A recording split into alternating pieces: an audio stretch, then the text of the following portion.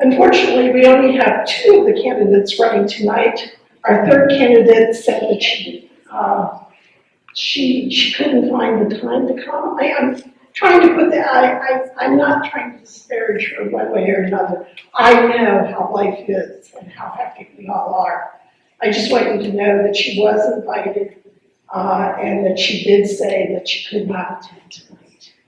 But we do have two candidates for two open seats on town council, and they are Joshua Berry and I can't even read from here, I'm so sorry.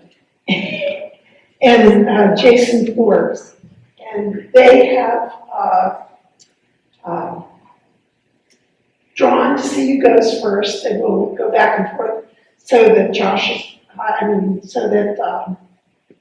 Jason is not always first. But Jason, you are first to make an opening remarks. Yes, good evening. Thank you everybody for showing up this evening, giving an opportunity to meet us. My name is Jason Forbes. Welcome to Aroostook County. He's almost from the county, he's from Holden.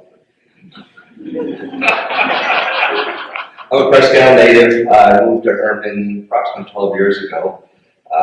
My business is located in Hamden. We're a Presque Isle-based business. I moved down south to run our southern division. Hermon has welcomed me with open arms. I certainly love this community. It's become my home. It's where I see myself spending the rest of my life, hopefully. I'm a veteran of the United States Marine Corps. I'm also a veteran of the United States Merchant Marine Fleet. I spent 15 years sailing abroad on oil tankers as an engineer. I've seen a vast variety of the world and done a lot of things. But I am home. I'm back home in Maine, and like I said, I've made Hermon my home, and I look forward to being in collaboration with perhaps Mr. Berry to move the city, move our town and our community forward. And I thank you all for being here, and I look forward to your questions. Thank you. Yeah, thank you. Nice to see everybody here tonight. Just for the record. Is that better? Yeah. Okay, thank you. Just nice to see everybody here tonight. I would like to mention for the record that Holton is the county seat. That is the last stop on that. Not the first time I've been noted of Holton barely being in the county. Like I said, Josh Berry. I've been living here in the town in Hermon for the last 11, 12 years with my wife. We have 3 young children that we're raising here in Hermon. Actively involved in all things Hermon. I've been working for the town the last 8 years. Most of you know that I've resigned from my position as town manager. I've been the town manager for the last 2 years. I'm still looking to stay involved in the community. I feel like I've always had a drive to serve my local community, Holton being the first town I worked in, all through high school and college. And it's just been, I get a lot of gratitude of being involved in the local community, and that's my goal here as far as continuing on with the community as a council member, is just to stay involved and just ensure that we can keep all the good things we have going, try to stay involved and keep them heading in that direction. Thank you. Now, I didn't bring the written question, but if I remember correctly, I asked what you thought Hermon would look like in 10 years, and what did the town council do to get it to become like that? Yeah, so to answer that question, you asked us to kind of envision Hermon in the year 2034, and thinking about that and reflecting on that a little bit, I feel currently we as a town are reaping the rewards of previous councils, and I would say school committees, for where we are now. We're a town that is in great financial position. We have very limited debt, and we have to give a lot of credit to the people that came before us in current elected boards of maintaining that. And I think that's important to recognize and important to keep that mindset going. So in the next 10 years, we're hopefully in still a strong financial situation, low taxes, but offering a very good service to the residents and businesses. And I feel that's what the town has done. Hermon is one of the most desirable communities in the state of Maine, one of the fastest growing. And I think we need to continue that and do what we can to ensure that we are conscious of the growth and are planning for the growth to ensure that the resources are there when needed. Mr. Forbes. Actually, I have to agree with Mr. Barry. I do see Hermon as a thriving community. Done a very good job in the past. 10 years from now, though, if we keep on the trajectory we're on now, I don't see any more economic growth or potential for economic growth. And the reason for that is our infrastructure. Our infrastructure currently, we have four pump stations in Hermon that we maintain. There's a fifth one that nobody will claim ownership of. We have approximately 7 miles of underground piping. We have 0 customer base. We don't do any of our own billing, Bangor does. Therefore, we have 0 revenue. And we are in a 30-year contract with the city of Bangor, which is ready to expire in 2 years. We need to start being proactive, not reactive.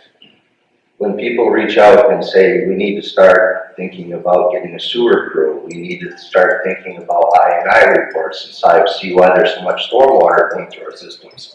The answer has been, we'll worry about that when this expires. That's not what you should do. That's what's happening right now in the town of Lockport with Camden. Their local interagreement expired 2 years ago. They have been in litigation for 2 years. It has cost tens of thousands of dollars to the communities. They couldn't come to a resolution. And on the 11th, when we vote, Lockport's voting to go on an individual waste treatment plant at the tune of $33 million. This is something any of you can go home and Google yourself. This happens in the communities. We need to form a committee collaboratively with our stakeholders in the community, business owners in the community. Thank you. I hope you'll have time to continue that. Mr. Forbes, the first question. Every new housing development and apartment complex has the potential to impact services and increase taxes. More homes mean the need for more classrooms and teachers, more road maintenance, etc. Is it time to consider curbing residential growth? Again, I'll go back to my first answer. I don't believe we should curb any growth in our community. However, we have to look at the area of our community. We only have infrastructure for wastewater and clean drinking water provided from the city in a very limited area of Hermon. It's all on that side of the railroad tracks on Route 2 and Colebrook. It's not here in the residents that live in the village or live on the outskirts of Carmel or Lipan, but our tax dollars are paying for that. The only way we're going to be able to expand and continue to build and growth and bring in more industry, more homes, is by taking care of this basic, simple infrastructure. You have to have wastewater and clean water. You have to have this. We have to. You pay for transmission costs for getting your electricity, whether you get it through Versant, Central Maine Power, or a solar power. You're paying transmission, whoever owns that line. We have these lines in Hermon, and we are getting 0 revenue, but yet we're paying to maintain these 4 pump stations. So we need to collaborate and come up with a plan so that we can start to generate some usable fundings. And if you look at our budget for this year, we have $500 left. So, Thank you. Good answer. Mr. Barry, when you talk, could you be closer to the microphone or could you? Yes, Very much. Do you need me to repeat the question? if you would. Thank you. Every new housing development and apartment complex has the potential to impact services and increase taxes. More homes means the need for more classrooms, teachers, and more road maintenance, etc. Is it time to consider curbing residential growth? I don't believe it's time to curb the residential growth, but this is something that we have actively been working on the last few years. And what we have determined as a group at the town office and working with the current council is to allow our current zoning to work as it's established. So a lot of the growth we have seen over the last 5 to 6 years have come in ways of zone changing in town. And so we have actively been not pursuing those zone changes or the applicants for zone changes. We have informed that we're not as open to that type of development, or as far as allowing different uses in different zones that we currently have. So I think letting our land use ordinance and our zoning do its own work has helped that already.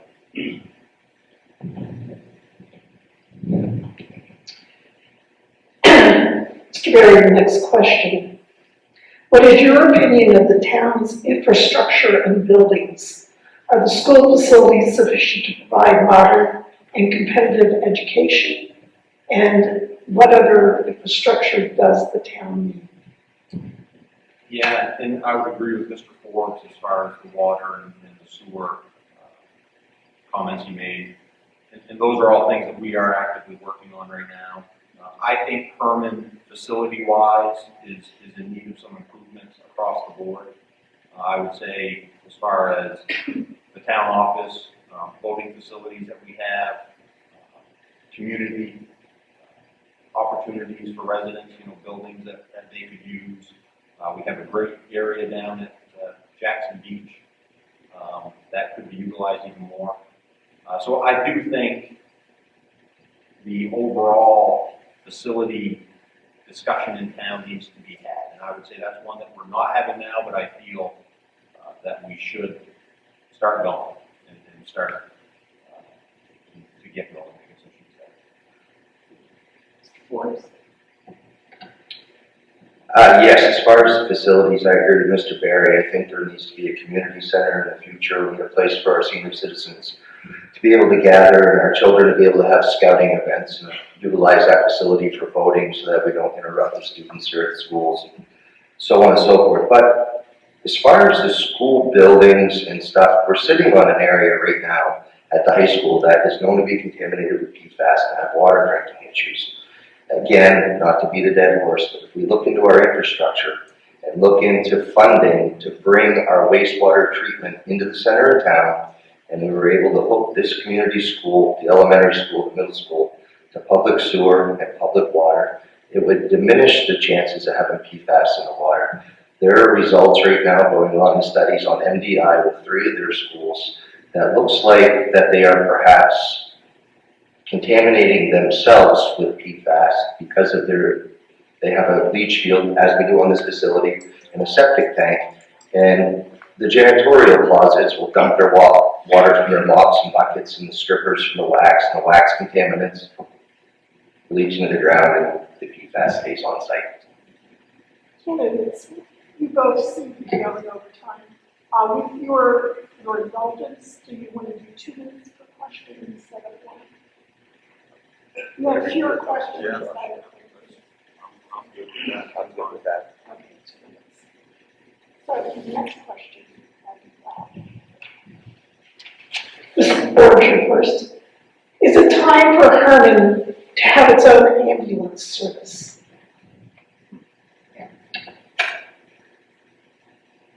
I'm a little torn on the appropriate approach to answer that question.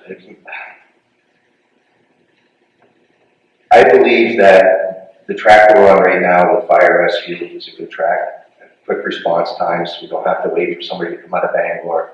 I know as an aging adult myself, I have suffered from a number of health issues in the past few years. I do feel a lot more comfortable knowing that the fire department can send an EMS response to my home in a matter of 2 minutes. Instead of 15, 20 minutes, I can have somebody at my door, whether it be my wife, myself, or our grandchildren having an issue. That lets me sleep easier at night, yes. So I don't believe we have to look any further than what we currently have going now with the fire department. Yeah, so this has been an ongoing discussion heightened over the last couple of years. I don't know as far as, I would say the EMS world in general is stretched very thin, and I believe looking at all options to ensure that the residents have the proper care that they need is important. Whether that means we have our own ambulance service, or we are collaborating with other towns to provide that. I don't know what the best answer is on that. However, that is part of the ongoing discussions that we are currently having. And I feel we have all the right people in place as far as department heads, counselors, stakeholders involved to come up with the best solution for the town of Hermon. I think it's easy to say, yes, we just need to go and have full ambulance. We have to be mindful of the cost and make sure we're doing it responsibly and not get too big too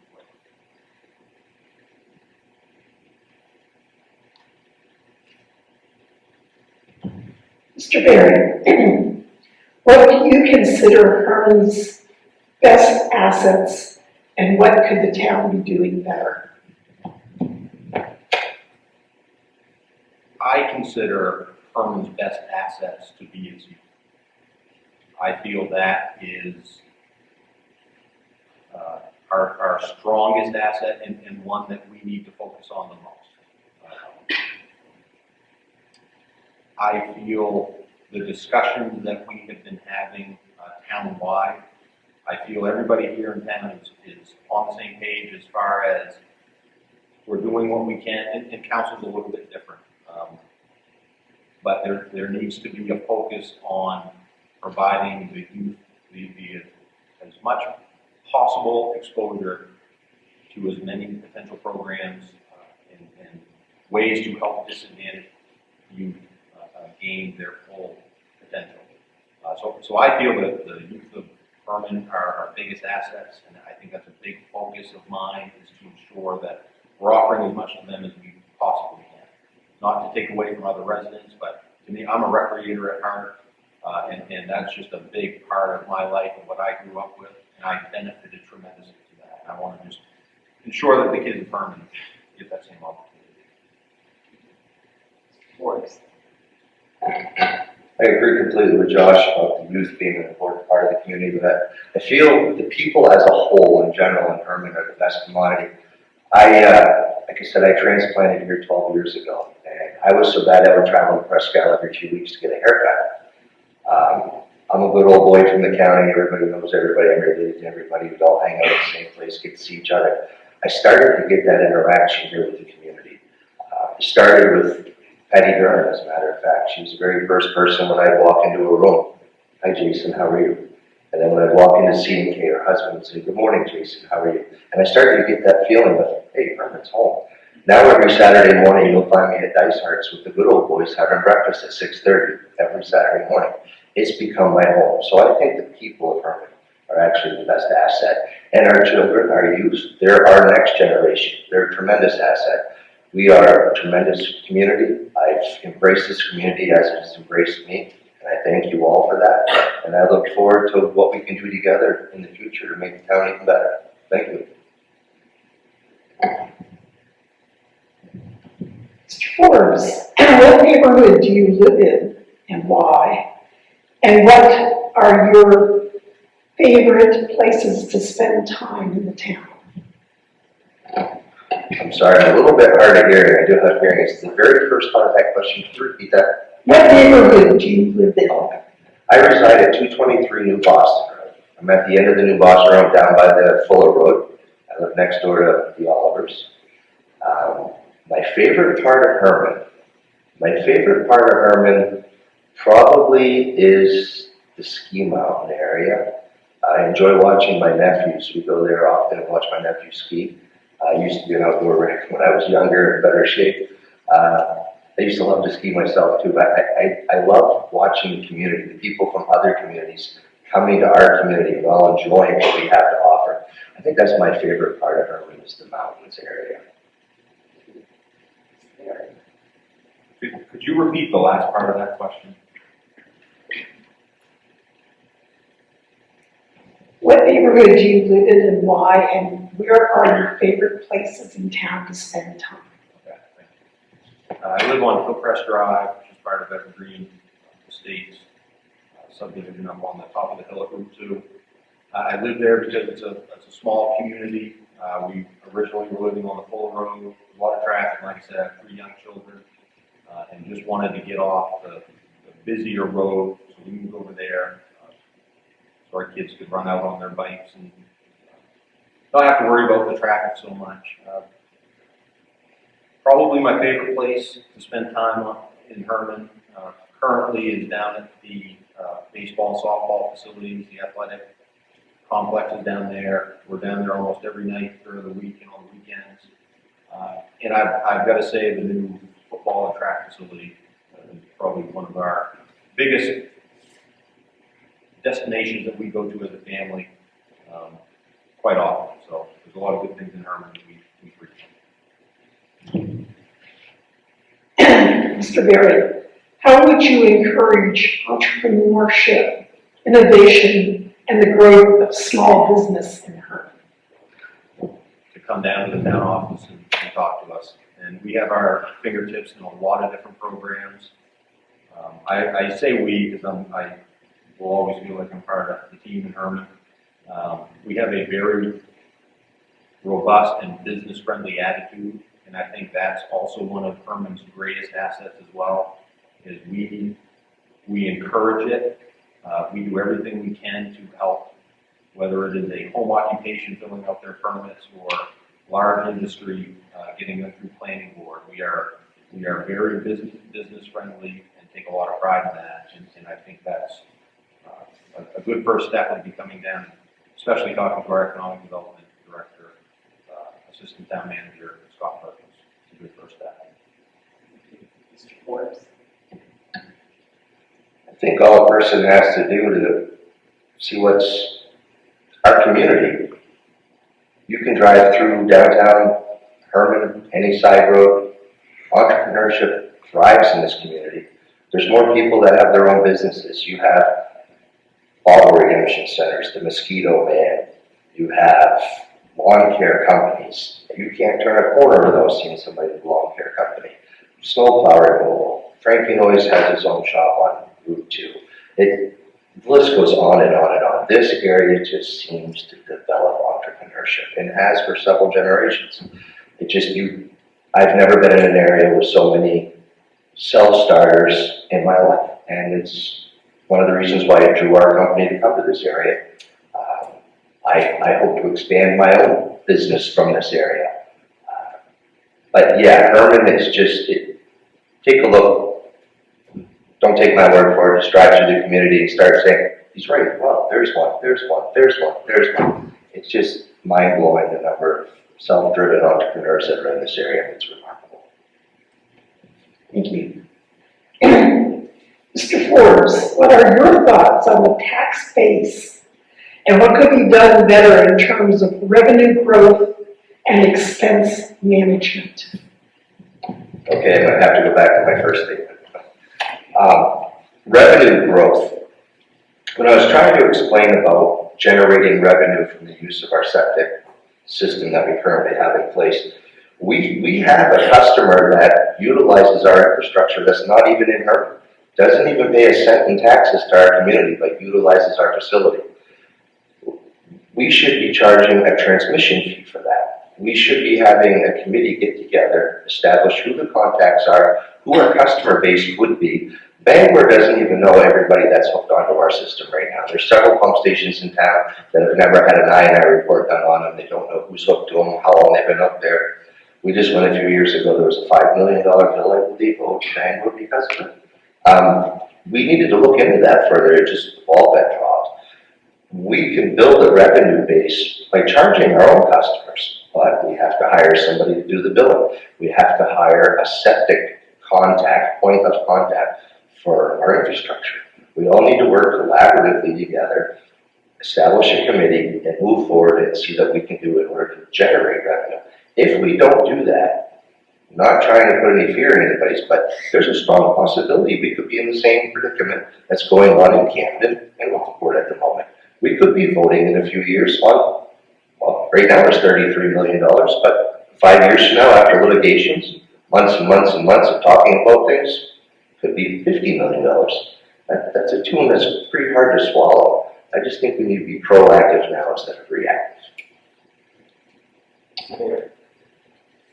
Yeah, and I would,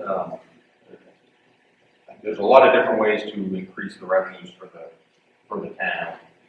I think our biggest area that we need to look in and expand upon is our industrial side of town, business side of town. A lot of that money comes in and it's captured in a TIP program that we're able to shelter that value, so we're not expending as much on state valuation side of things, school subsidies, county taxes. But when we generate more business, we just overall generate more revenue for the town. As far as excise taxes, we bring in about $45 million a year in TIF revenues, and the more that we can increase that, I feel the more impact we will see. And finding more creative ways to expend our TIF revenues, they've opened up different avenues for towns to be using these funds, and it can go to certain facilities in towns, certain first responder purchases that are made, and really getting the businesses to start buying in a little bit on, you're bringing this large facility to town, it's going to cause some stress on the municipal side of things with how we respond to these different types of businesses, and they're very open to that. So I think really continuing to push the commercial and industrial growth in town will help that immensely. It's time for the next question, or did you? Did I add to that? He gets to add to it. I agree 100% with Mr. Barrett. The only way to build more revenue is to bring more commerce in. We can't bring any more commercial and industrial in. What he's neglecting to say is we are at 100% capacity of flow rate to our agreement with the city of Bangor. 100% capacity. We cannot add any more. We cannot bring any more industrial to Hermon. We cannot hook up anything else to this system. We are at max capacity. Until we do an I&I report, find out why our stormwater is infiltrated, and that will give us more capacity usage. We have to address this issue now before we try to move forward on anything else. We are at max capacity.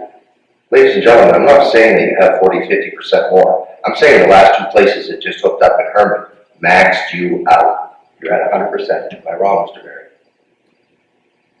So what I would say to that is we are currently working with Bangor on this. We have the I&I reports and the studies.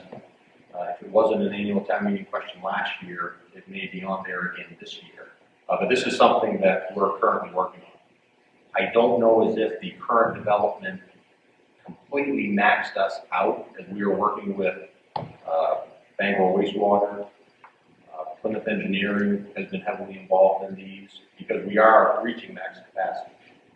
And any further development certainly we need to account for that, but we are working on that as we speak, and specifically that agreement. Mr. Berry, what I think you're missing is the last I&I report was done 8 years ago. I did it.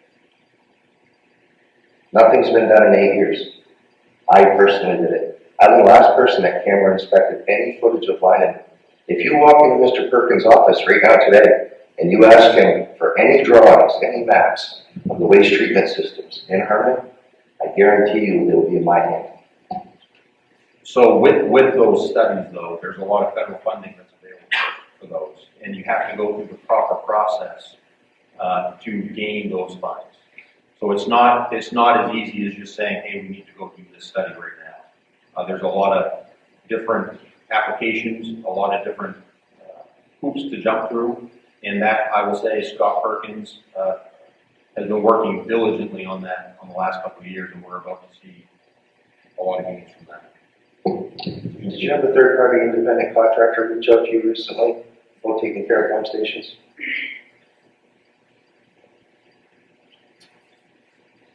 I don't believe so. I know for a fact it did because I said it. The answer was, we'll talk to you after this has expired.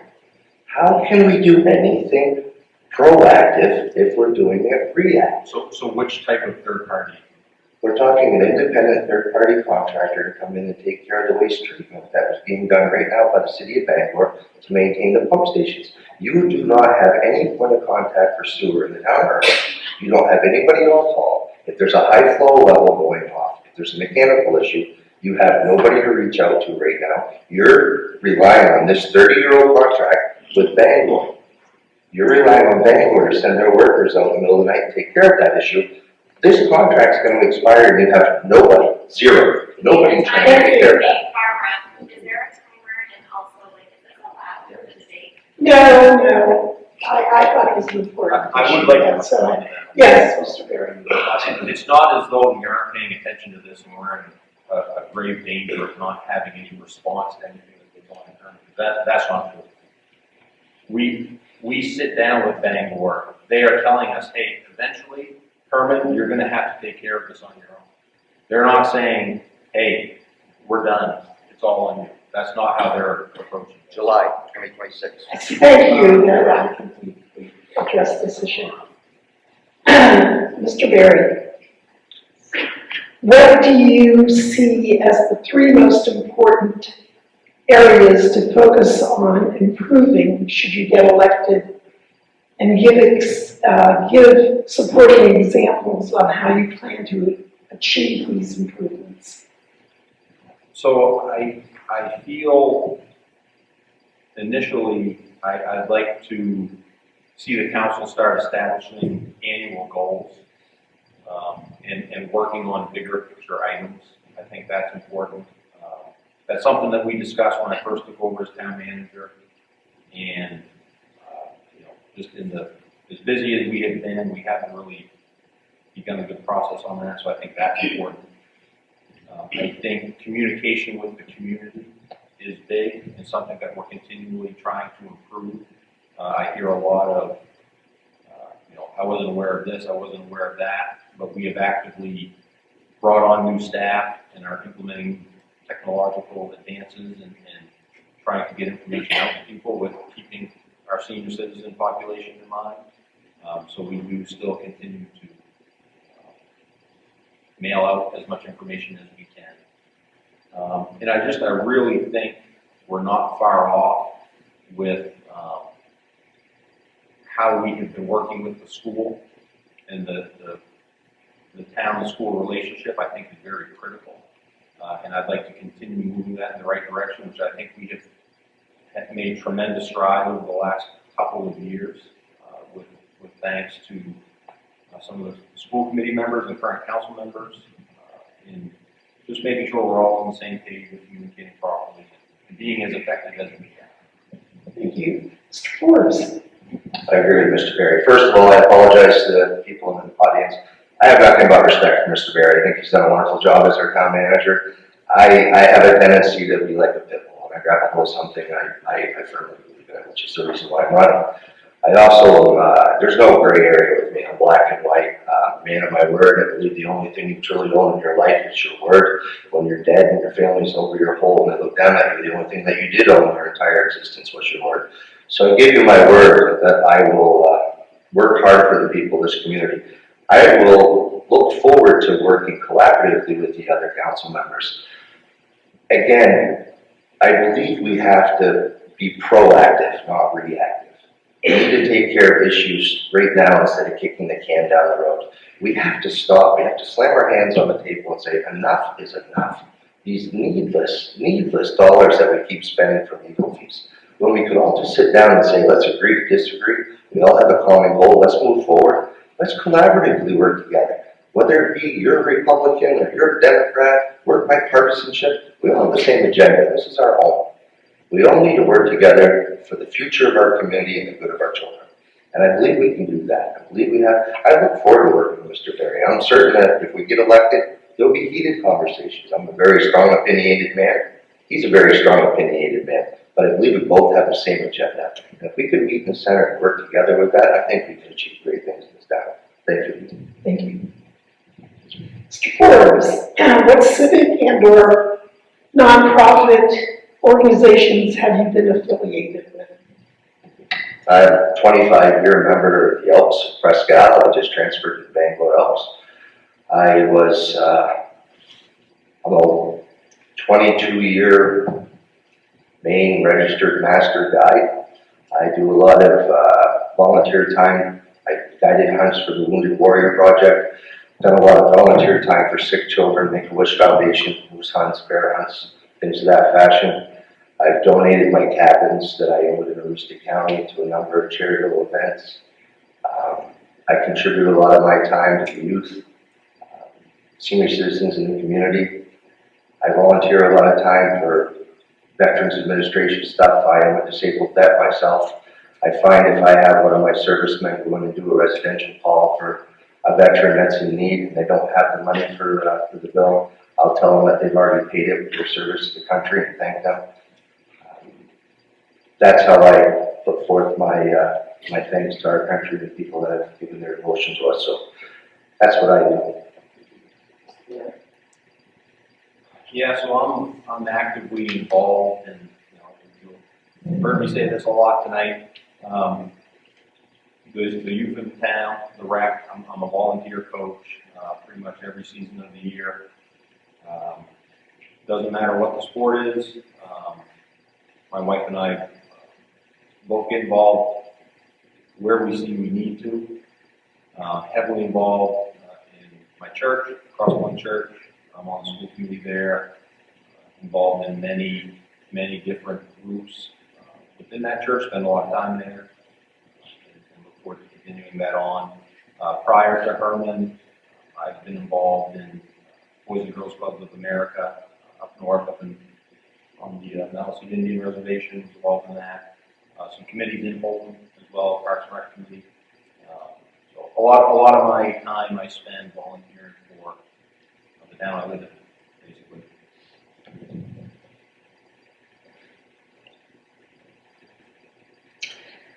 Mr. Berry, who inspires you and why? That's a great question. And probably my biggest inspiration is my dad. He's someone that I have always looked up to and always takes a very level-headed approach to things. And I find there's great value in that. And that's something every day I try to bring that forward to all that I do, professionally, personally, and I value that relationship that I have with my dad, but he's my inspiration, and I try to transfer that down to my kids. Mr. Forbes, who inspires you and why? I have to think, honestly, the person that inspires me the most in my life is my wife, Heidi. My wife is more than just my partner. She honestly saved my life 15 years ago. My wife's the first girl I ever kissed when I was a child. We went through life, had our own families, got divorced, found each other again, started dating. I was going through a rough period of my life. Probably without my wife, I wouldn't be here today. I get up every morning at 3:30 to go to work to my shop. I do that to take care of my wife, be a hardworking man for my wife. She takes care of us. I went through a lot of cancer the past few years. I was very sick. My wife was there for me every step of the way, never complained. If I needed something, she was always there. I kept a lot of things from her while I was sick, which wasn't fair. Thinking that you're doing the right thing for the person in your life, sometimes you're not. But I honestly can say Heidi inspires me. She's the reason why I get up every morning, go to work, put in 60, 70 hours a week, and come home covered in human feces. Thank you. Mr. Forbes, what town service to you? Oh, I'm sorry, I'm trying to do this. What town service do you think is the best or the one that you use the most? Free trash pickup, of course. It's actually funny you say this. It's the only town I've ever lived in my entire existence that's part of your tax base. I think that's incredible. Always had a new pay as you throw. I think the best service that we actually have in town is our fire department. You know how incredible these guys are? You show up, they're always joyful, they're always willing to talk. You can stop in and visit, and they'll show you stuff around. I just donated some fire hydrants to the youth community and went in. They were just so excited to get these characters that I made. I think Chief Sullivan does a great job. His crew does a great job. I've reached out and asked for trainings for my crew from them. Just, they're incredible people and they're a great asset to the community. So thank you, Mr. Sullivan. Appreciate it. Thank you. Mr. Barry? Could you repeat that one more time? I'm sorry. What town service do you think is the best? I know this is like talking about your children, I'm sorry. Or the one that you use the most? Yeah, and I'm not trying to keep bringing ranking to this, but definitely the rec department is what we use the most. I would say probably our most improved and impactful service as of late.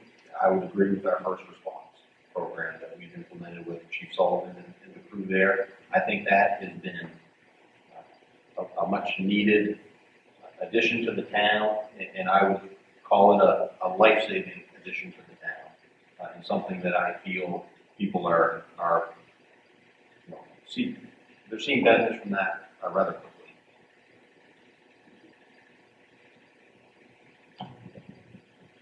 I tried to do this right, and I think I'm right. I'm ready for a new question. Okay. Mr. Barry, why are you running? I'm running because I just want to stay involved in a lot of things that we have going on in town. I really didn't intend to run for council this year, but as we were going through the transition, as I was moving up from the manager position, it really felt like it was a good opportunity to stay involved at a level that would be more impactful than just as a volunteer level that I've been in. We have a lot of good things. We have a lot of businesses and residents of Hermon who have been very heavily involved in a lot of things that we're doing as far as funding for different projects and programs we have in town, and I just want to stay involved and ensure that that continues going in the right direction and just be able to offer my input on those different items. Mr. Forbes? A couple of reasons for me. Earlier this year, a family friend decided to run for Congress, Austin, Ontario. I instantly jumped on board to join Austin's campaign committee and volunteer for him. Austin used to be my spotter when I raced race car when he was a kid. He's come a long ways in his life. I had a conversation with Austin in January and asked him, why are you doing this? And he said, somebody has to, Jay. This is what we have to do. If you're willing to run your mouth about it, you better be willing to put some skin in the game. I thought about that. And I keep kicking the dead horse about this infrastructure thing, but I too am with the city of Bangor all the time. As a matter of fact, I was with the director today. And I keep hearing all these conversations over the years about, when is your town going to do something about this? And it dawned on me, Austin, at 30 years old, you're a bold, brave man. I'm a 50-year-old man. I need to do something about this. So I decided, because of this contract, to put my skin in the game and put my money where my mouth is and help our community move forward, because I know what the impact will be if I don't. Mr. Forbes, what line items in the budget would you fight not to cut? I would definitely, I made a note about this earlier today when I was looking at the budget, as a matter of fact. I wouldn't cut any budget for the fire department. I saw that the highest safety increase was $500,000. It went up to price of $561,828 budget between 2023 and 2024. Our 2023 budget was $1.13 million, and our 2024 budget was $1.63 million. I wouldn't touch that a bit. Like Mr. Berry said, it's a life-saving measure. The gentlemen, the people that work in our EMS department, our fire department, I wouldn't cut a penny of what they do. They put their life on the line every day for the community, for every one of us in the community. And that's the one place where I wouldn't cut any expenses, is with our fire department's budget. Mr. Mayor. So as far as items that, or line items in the budget that I would defend or not cut, I would consider all of them to be in that situation. We don't budget based on items that we don't need. I mean, our budget is very tight to begin with. If you look at our revenues and expenses for this year, that tells you all you need to know. There is no extra in our budgets. Departments work very hard to be as reasonable with their budgets as they can be, without cutting services that hurt the department. So I don't feel there's any area in the budget that I wouldn't defend and not cut. Mr. Berry, how can Hermon retain its rural character with the pressures of the increased residential and commercial development? To kind of go back to what I had said earlier, it's allowing zoning to do what it's intended to do. I think we have enough in there. We just went through the charter review committee, or excuse me, the comprehensive plan committee, to look at items like that. And the comprehensive plan is a tool that helps guide the town. And part of that is the land use ordinance and different aspects that come along with that. So I think as long as we keep our zoning where it is, let the land use ordinance do its thing, I think we will maintain that. I agree with Mr. Berry 100% on that. The village of Hermon has a downtown feel of old yesterday. It kind of reminds me when you drive through Unity. When you drive through Unity, it just has that different feel. Since Gardner redid Main Street here, put the lamps in and the new sidewalks, and it just has that older feel. The zoning, keeping the commercialized everything in the industrial parks. I agree with Mr. Berry. That's the only way to keep Hermon the way it is now. Keep the center of the village, the old traditional, and keep the zoning the way it is with all the industrial parks. Let's end with this question. The final question, what qualification do you have that will make you a good council member? I have many years management experience, except mine is a little different. When you're on an oil tanker thousands of miles out to sea and there are 22 of you on board the vessel, if you're not on your game 100% of the time, somebody dies. Same when I was in the Marine Corps. If I didn't fire the round from my tank in the appropriate direction, somebody died. My attention to detail is precise. I follow direction, I listen, I read, I follow policies. Instead of a man of my word, sometimes it's a fault. If I give somebody my word and I go down the wrong path, well, I gave my word I'd be there. I'll still be there. So I'll have to say that my experience in the past, my management experience, I'm a go-getter. I don't take any crap off anybody, and there's no gray area. I think that's an asset. Thank you. Thank you, Mr. Yeah, I would say some of my strongest qualifications is just having been working for the town the last 8 years. I started as a residential lister for the revaluation program that was taking place, and literally have started at a minimum wage, no benefited job, and have really gone up from there. In the code enforcement department, tax assessing, town manager, I feel like I bring a very good working knowledge of almost every asset or department in town, and having been involved and knowing what the department heads do, I think that brings a lot of value to the discussions that we'll be having at the council level.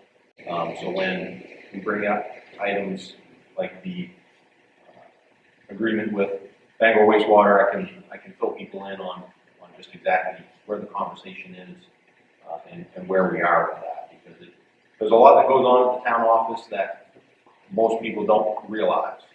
And then when it's brought up in a meeting, that's usually when it is discussed. But there's a lot going on, and it's good to have that knowledge and be able to discuss it publicly for the businesses. Thank you. Mr. Berry, will you give your closing remarks? Yeah, I just wanted to, again, thank everybody for coming out here tonight. Again, I'm running just with the idea of looking to serve the community that I'm currently living in, trying to expand programs and what we offer to our residences, our residents and businesses. I think my experience, I feel everybody here in town knows me somewhat and have seen what I've done over the last 8 years, and I would just say that's the same approach I'll be taking as a counselor if voted in. So I just would appreciate your vote come June. Thank you. Mr. Forbes. I too would like to thank everybody for your time coming this evening, and I'm a little more hands-on approach here. I'm a grab it and growl kind of guy, so I think between my way of doing business and Mr. Berry's way of doing business, I think we can get a long way together. I have the ability to bite onto something and not let go. I don't let anything, I'm not a procrastinator. If something needs to be done, I do it right then, right now, let's get it over with. It's always been my mentality. My wife says it's a love-hate relationship she has with me that way. She says, I love the fact that you get things done right away, but look at the work you cause us. So, but I honestly think that my door will always be open, my phone will always be on. I want to be there for the people. People have been there for me. I want to be the voice of the working man. I want to be the person that can go in. If somebody's afraid to have a voice in that council, I want to be their voice. And I have no problem doing that. And I think I can work with just about anybody to find that common goal. And I thank you, and I hope that you can think about supporting me and check that box on the 11th. Thank you. Gentlemen, thank you very much. Remember, there are 3 candidates running for town council for 2 open seats. Please vote. Your voice matters. Thank you.